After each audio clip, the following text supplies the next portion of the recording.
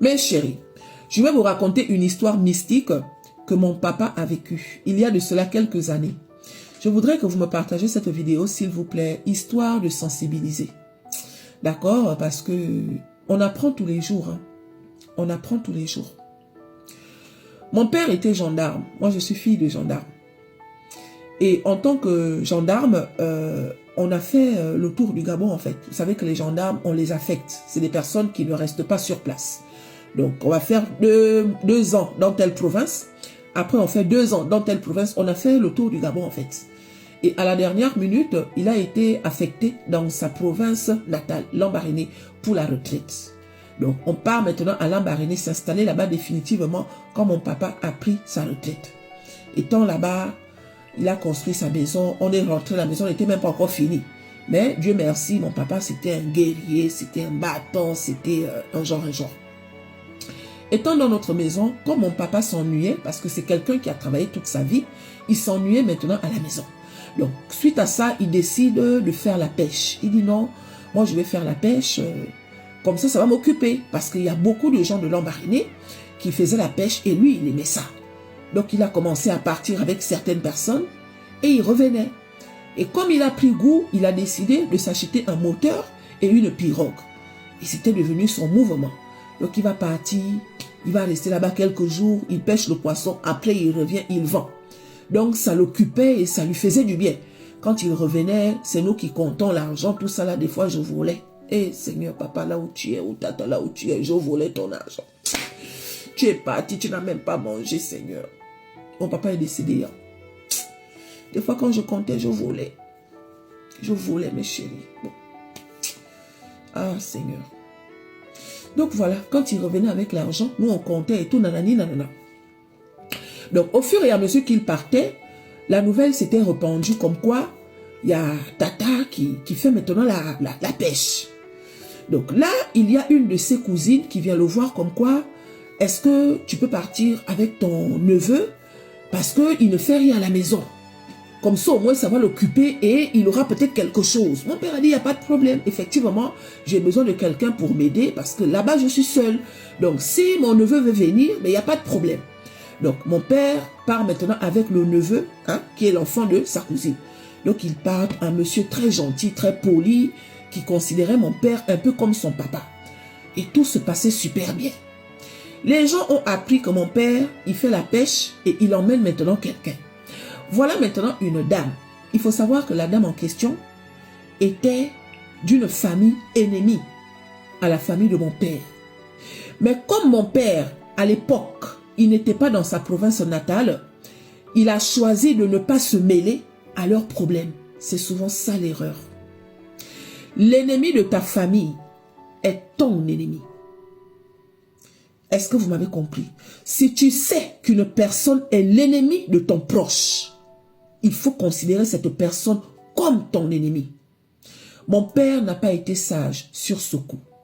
Parce que la dame qui vient voir mon père, elle ne s'entend pas avec les sœurs et les frères de mon père. Mais comme mon père n'a pas eu un problème particulier avec elle, parce que lui, il n'habitait pas là. Il était dans d'autres provinces pour son travail. Donc lui, il accueille cette dame-là en se disant que leur problème ne me regarde pas.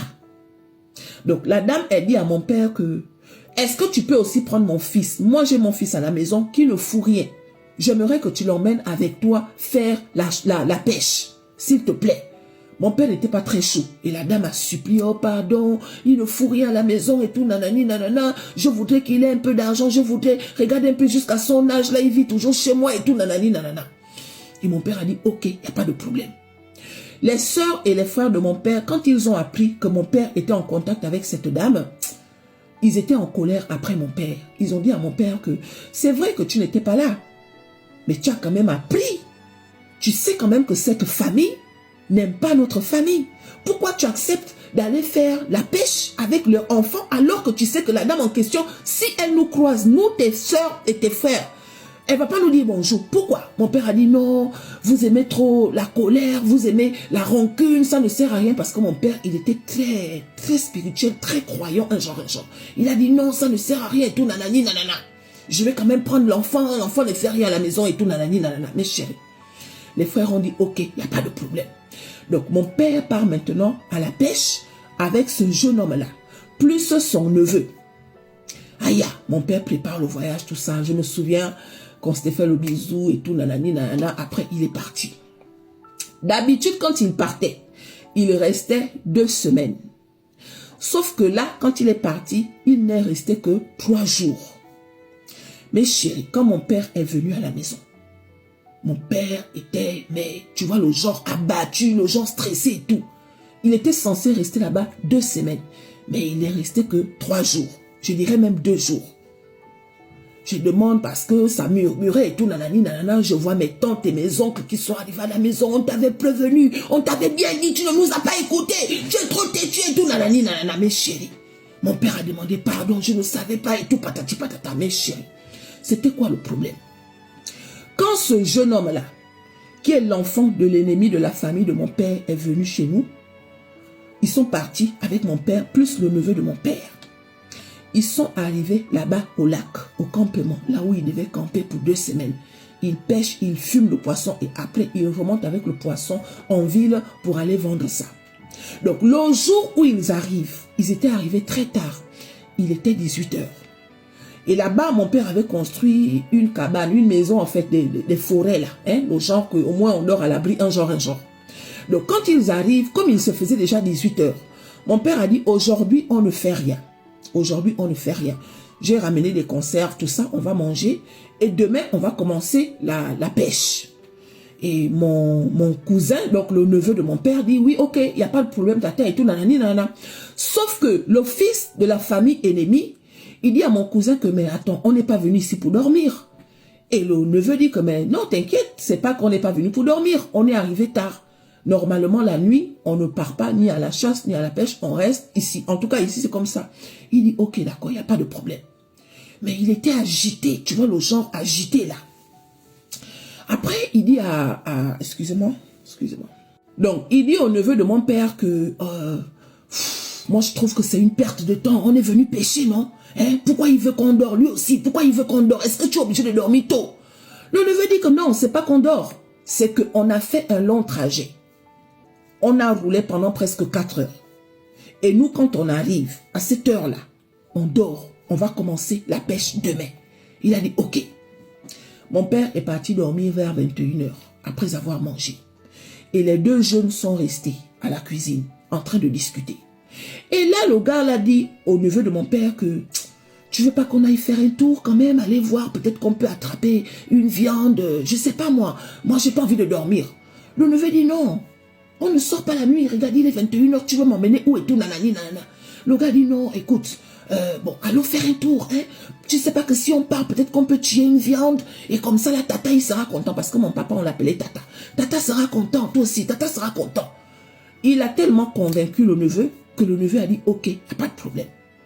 Et pour partir, ils ont pris des torches. Il y avait 2 torches.